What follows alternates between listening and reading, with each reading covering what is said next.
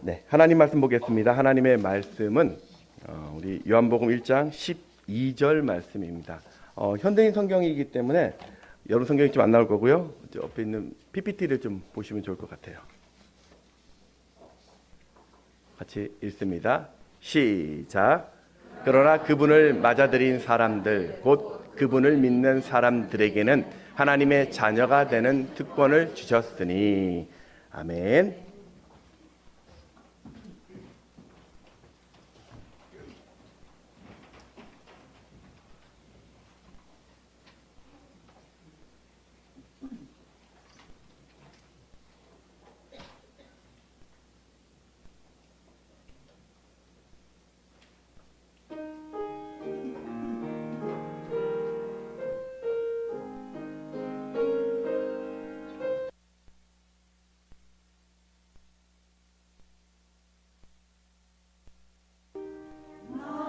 사랑하는 죄 비록 깨어졌으나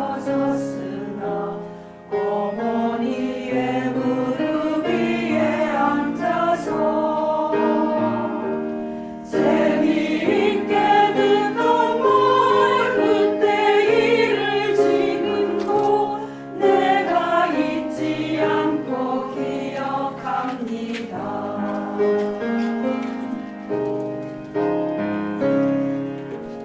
나의 사랑하는 죄 비록 헤어졌으나 어머니의 무릎 위에 앉아서 재미있게 듣던 말 그때 일을 지금도 내가 잊지 않고 기억합니다.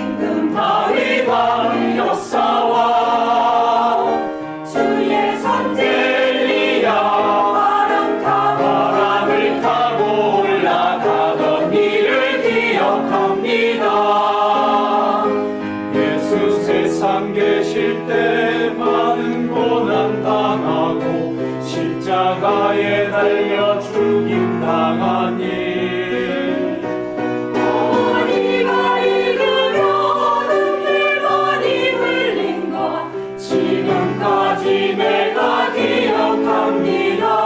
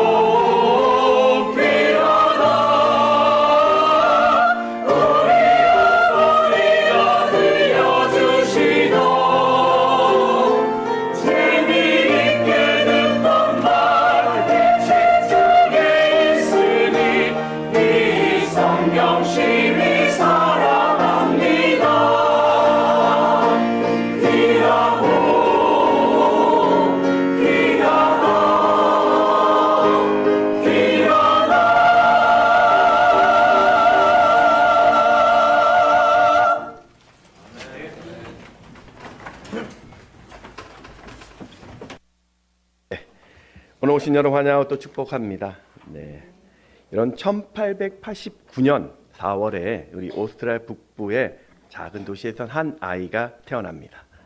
그의 아버지는 세무 공무원이었고 알코올 중독에 늘 권위적이었습니다. 아들은 그런 아버지 밑에서 엄한 꾸중과 또 손찌검을 당했고 아버지의 강압에 의해서 원하던 학교도 포기해야 했습니다. 이후 독일과 오스트리아를 오가다 방황하다가 1차 세계대전이 일어나자 독일 군대에 입대합니다. 그리고 독일 노동당에 입당하여 본격적인 정치 생활을 합니다. 1933년 총리로 임명되었고 세계 정복을 하겠다는 그 야심에 제2차 세계대전을 일으켰습니다. 그리고 유대인 600만 명을 죽이는 끔찍한 살인자가 됩니다. 바로 아돌프 히틀러였습니다. 히틀러가 태어난 다음 해 1890년 그 미국 텍사스에서 한 아이가 태어나죠. 그의 아버지는 철도 노동자였고 형편이 넉넉지 않았어요. 아버지는 자녀에게 하나님을 두려워하라는 신앙을 가르쳤고 자녀들은 그 신앙 속에서 자라게 됩니다. 이후 그는 미국 육군사관학교에 입학하였고 제2차 세계대전 연합군 사령관이 됩니다. 이름은 드와이트 아이젠하워입니다. 알다시피 그는 이 독일의 히틀러와 전투를 벌여 승리를 하게 됩니다. 패전했던 히틀러는 56세의 나이에 지하 그 방공 대피소에서 스스로 목숨을 끊었고 아이젠하워는 미국 34대 대통령을 역임하다 1969년 79세의 나이로 세상을 떠났습니다. 히틀러가 56세의 목숨을 끊었을 때 수많은 사람들이 기뻐하며 박수를 쳤는데 79세의 그 아이젠하워의 죽음 앞에서는 전 세계가 애도하였습니다. 왜 이렇게 인생의 차이가 있을까요? 물론 우리가 두 인생을 단순히 비교할 수는 없을 것입니다. 그렇지만 그 차이 중 하나는 어릴 적 모습에 분명한 다름이 있었습니다. 한 사람은 억압과 폭력 속에 방치된 사람이라면 또 한 사람은 하나님의 사랑과 믿음 안에 있었습니다. 우리 사랑하는 우리 청소년 또 미래 세대 여러분, 저 보십니까? 저 보셔야죠, 여러분. 예. 그리고 청년 여러분. 그래서 지금 여러분이 하나님을 잘 아느냐 또 알지 못하냐는 매우 중요한 시간입니다. 지금 내가 무엇을 배우고 또 무엇을 붙잡느냐에 따라서 누군가에게는 엄청난 고통을 주는 사람이 될 수도 있고 또 누군가는 수많은 사람들을 살리는 행복을 주는 사람이 될 수 있기 때문입니다. 자, 우리 옆에 계신 분들과 인사했으면 좋겠습니다. 당신은 복된 사람입니다. 축복해 주십시오. 당신은 복된 사람입니다. 당신은 복된 사람입니다. 네, 여러분은 복된 사람들입니다. 네. 자, 우리 다시 한번 본문 읽어볼 텐데요. 요한복음 1장 12절의 말씀 우리 화면을 보면서 같이 읽습니다. 시작. 그러나 그분을 맞이하드린 사람들 곧 그분의 믿는 사람들에게는 하나님의 자녀가 되는 특권을 주셨으니 우리가 하나님의 자녀가 된다라는 것은 어떤 자격 시험을 통과해야 자녀가 되는 것이 아닙니다. 일정 기간 봉사를 해야만 하나님의 자녀가 되는 것이 아닙니다. 하나님이 우리를 자녀 삼아 주시는 유일한 조건은 바로 예수 그리스도를 만나는 것입니다. 자, 여러분, 도대체 예수가 누구길래 믿어야 될까요? 마태복음 1장 21절 말씀 같이 읽습니다. 시작. 마리아가 아들을 낳을 것이다. 너는 그 아기의 이름을 예수라고 지어라.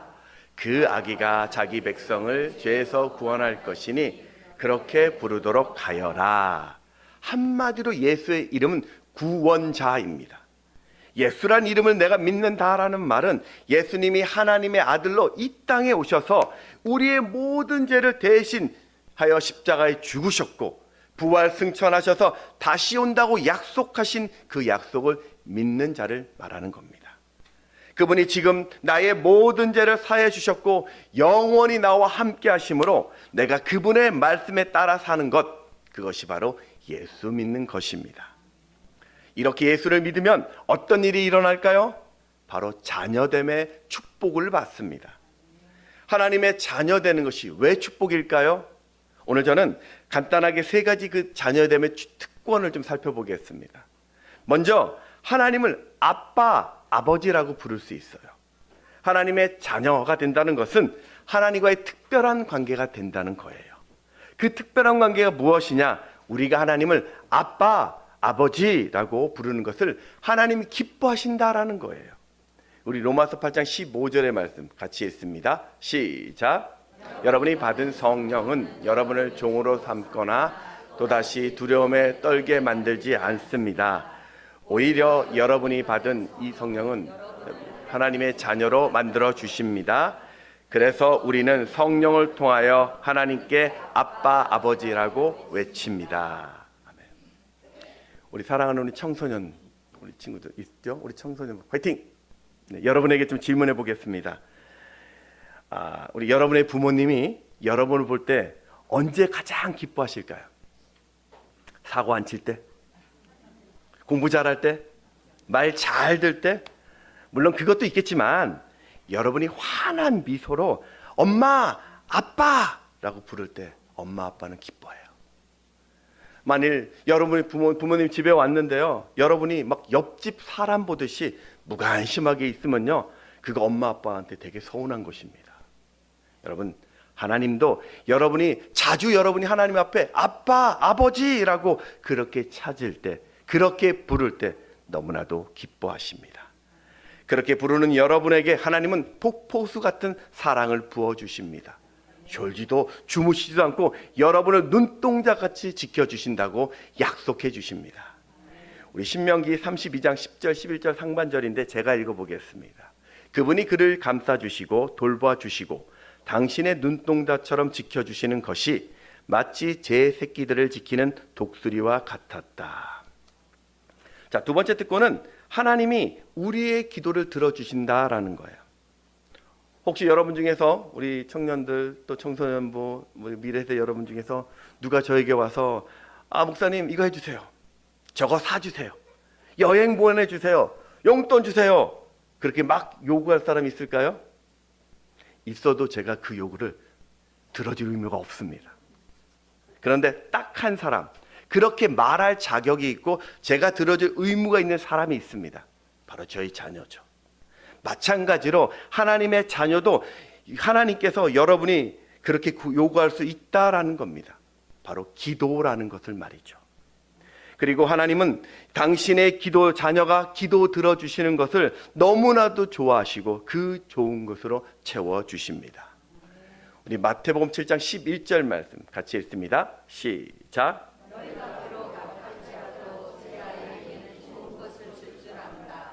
그렇다면 하늘에 계신 너희 아버지께서야 당신께 구하는 사람들에게 더더욱 좋은 것을 주시지 않겠느냐. 아멘입니다. 여러분, 하나님은 내 기도에 응답하사 우리를 방황치 않도록 우리 삶에 활력을 주십니다. 그 외로움에서 벗어날 수 있도록 우리에게 평안을 주십니다. 그 불안에서, 그 초조함 가운데서 벗어날 수 있도록 우리에게 자유를 주십니다. 하나님의 자녀된 세 번째 특권은요, 하나님의 자녀에게만 천국을 주십니다. 로마서 8장 18절의 말씀 시작. 우리가 하나님의 자녀이면 상속자이기도 합니다. 하나님의 상속자여 그리스도와 더불어 공동 상속자입니다. 하나님의 상속자라는 이 말은 하나님의 모든 것을 물려받은 자라는 뜻입니다. 특별히 하나님을 상속받을 때 가장 중요한 것이 바로 영원한 생명입니다. 우리가 이 땅에서 아무리 젊게 살아도 이 땅에서 한 100년 정도 살면 우리는 아마 대부분 세상을 떠날 것입니다. 중요한 것은 이 땅이 전부가 아니라는 것입니다. 우리가 이 땅을 넘어서 다음 세상으로 갈 건데 바로 천국과 지옥입니다. 그때 하나님이 우리를 천국의 상속자로 삼아 주셔서 영원한 천국에 거하게 하신다는 거예요. 그래서 우리가 하나님의 이 자녀라는 이 말이 얼마나 존귀한 신분인지, 얼마나 복된 신분인지 모르겠습니다. 1984년 미국의 라이언 화이트라는 소녀, 이전에도 한번 소개했는데 이 소년이 혈우병을 앓고 있었어요. 그러다 13살 때 수술을 받았는데 그 병원에서 잘못해서 에이즈에 걸린 피를 수혈받아 이 아이가 에이즈 진단을 받습니다. 자신의 잘못도 아닌데 어른들의 부주의로 소년의 인생은 죽음의 길에 놓였습니다. 근데 이 아이는요, 자신이 죽게 될 것을 알면서도 누구도 원망하지 않고 밝게 웃으면서 계속 학교를 다녔다고 합니다. 이 사실이 알려져서 수많은 사람들이 이 아이를 격려했습니다. 그 당시 대통령이었던 레이건 대통령도 그 아이를 찾아가 격려하고 마이클 잭슨이란 가수도 그에 가서 위로했습니다. 그럼에도 죽음은 그 아이를 놓아주지 않았습니다. 결국 5년 후에 1990년 고등학교 졸업 한 달을 앞두고 18살 나이로 세상을 떠났습니다.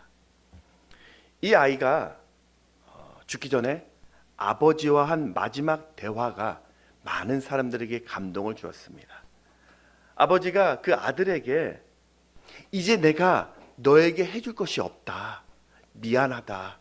아빠를 용서해 라고 말했을 때 그 아이는 아빠에게 아니야, 나는 세상 사람들에게 너무나 많은 선물을 받았어. 그 중에 아빠가 해준 선물이 최고였어 라고 말합니다. 그 선물이 뭐냐면 아빠가 나에게 예수님을 알게 해주신 거.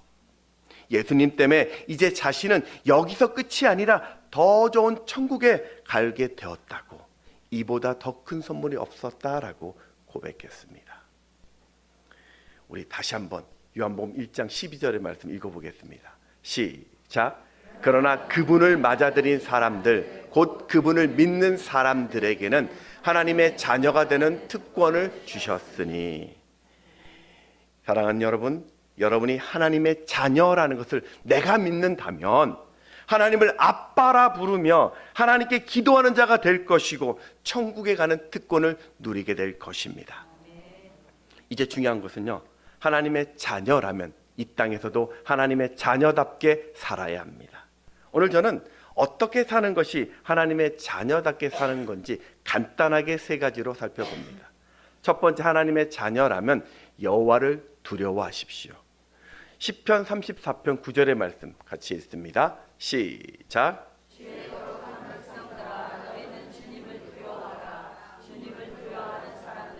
아무것도 없을 것이다. 아멘. 여기서 두려워한다는 말이 막 무서워서 벌벌벌 떠는 것이 아니라 너무나도 귀해서, 너무나도 황홀해서 그것에 압도되는 두려움입니다. 그래서 우리 다른 성경에 보면 이 부분을 경외라고 이야기하는 거죠. 하나님을 두려워하라라는 이 말은 너무나도 귀한 하나님께 귀를 기울이고 겸손한 마음으로 존경하라는 뜻이에요. 세상에서 가장 지혜로운 사람이라고 하면 우리는 솔로몬을 이야기합니다. 이 솔로몬은 자신의 인생을 돌아보니 그 인생을 허무한 것이라고 결론을 짓습니다. 그러면서 그렇게 너희들이 허무한 인생을 살지 않으려면 유일한 방법이 있는데 그게 바로 하나님을 두려워하라라고 말합니다.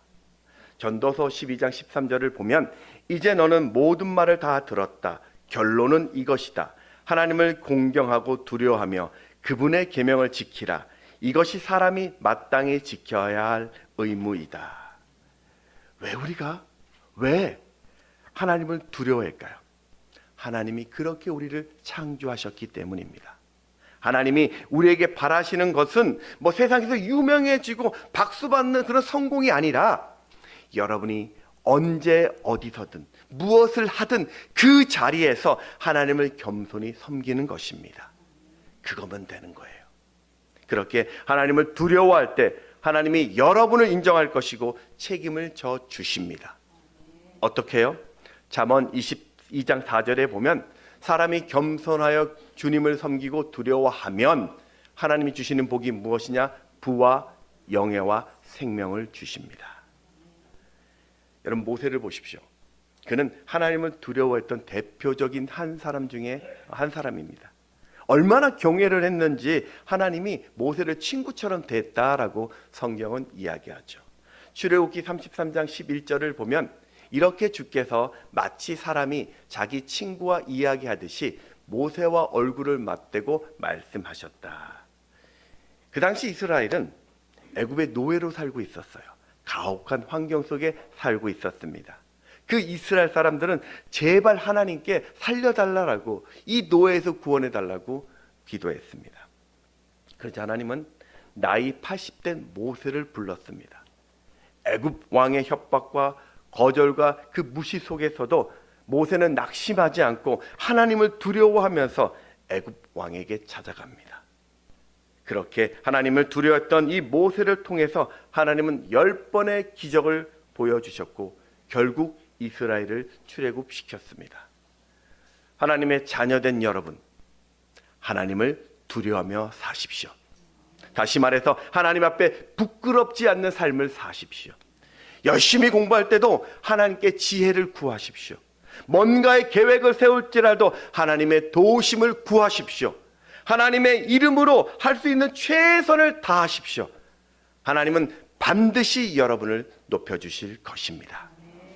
두 번째, 하나님의 자녀는 나에게 축복의 말을 해야 합니다. 하나님은 세상을 창조하셨을 때 말씀으로 천지를 창조하셨습니다. 그 말은 엄청난 능력이 이 말씀 안에 있다라는 것을 보여준 사건이죠. 그리고 그렇게 창조된 우리에게도 그런 말씀의 능력을 주셨어요. 우리 잠언 18장 21절의 말씀을 같이 읽습니다. 시작.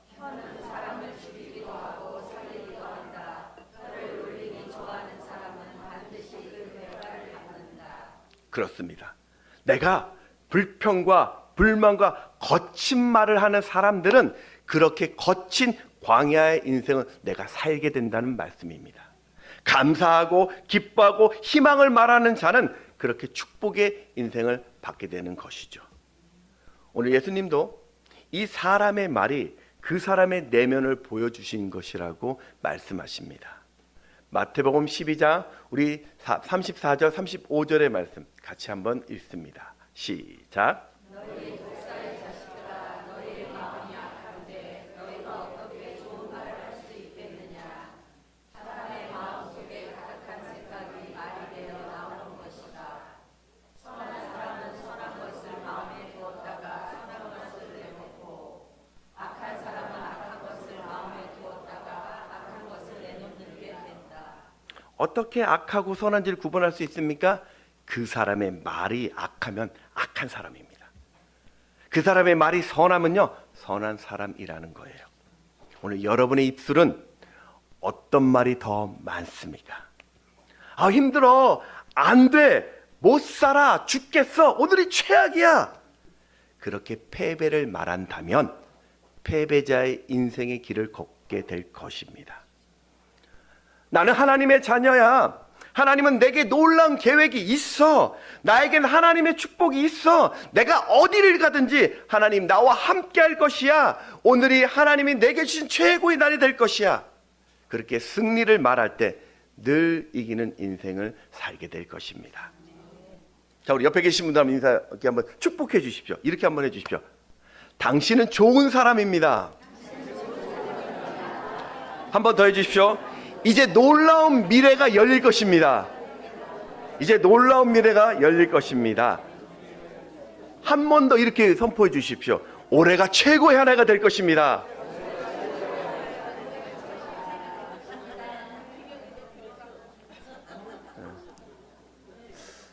더우시면 에어컨 틀으셔도 됩니다. 혹시 더우시면. 네. 네. 민수기 14장 28절에 보면, 그러니 너희는 그들에게 이렇게 전하여라. 내가 나의 살아있음을 두고 맹세한다. 나 주가 선포한다. 나는 너희가 말하는 것을 들은 그대로 너희에게 하겠다. 하나님의 자녀된 여러분, 이제 부정적인 말을 금하십시오. 그 거친 말을 중단하십시오. 우리 청소년 여러분, 그 거친 말, 우리 청년들 그렇습니까? 그거 멋져 보이지 않아요. 잊지 마십시오. 여러분 인생에는 축복이 가득해요. 그 가득한 축복을 여러분의 입술로 풀어내십시오. 내 머리로 좀 이해가 안 돼도 괜찮아요. 아무런 변화가 지금 없어도 괜찮습니다. 허황되게 보여도 괜찮습니다. 내 생각과 그 감정과 상관없이 여러분이 축복을 말하고 생명을 말하면 하나님이 들으실 것이고 그렇게 상황을 반드시 바꾸실 것입니다. 자, 마지막 세 번째는 하나님의 자녀는 꿈을 키워야 합니다. 이 꿈은 인생의 방향입니다. 그래서 위대한 인생을 사는 사람들의 공통점은 분명한 꿈을 가지고 살아요. 성경의 대표적인 꿈의 사람 요셉이 있습니다. 그는 17살 때 하나님의 꿈을 꿉니다. 근데 그 꿈이 뭐냐면 형들이 자신에게 절하고 나중에 부모까지 절한다는 거예요. 창세기 37장 7절 말씀 같이 읽습니다. 시작. 그런데 갑자기 내가 묶은 단이 일어나 벌떡 서는 거예요. 그러자 형들이 묶은 단들이 내가 묶은 단 둘레를 모여 들더니 엎드려 절을 하지 않겠어요. 그래서 야곱의 형들이 요셉을 꿈꾸는 자라고 별명을 붙여줬습니다. 사실 요셉의 형들은 이 꿈을 믿지 않았어요. 아니, 이 동생의 이 이야기를 듣고 되게 불쾌하게 생각했습니다. 왜냐하면 뭐 절하는 게 우리가 대수냐라고 생각할 수 있는데요. 당시 절을 한다라는 것은 복종하겠다라는 뜻입니다. 내가 그 사람을 주인으로 섬기겠다는 의미가 담겨져 있기 때문에 그래요.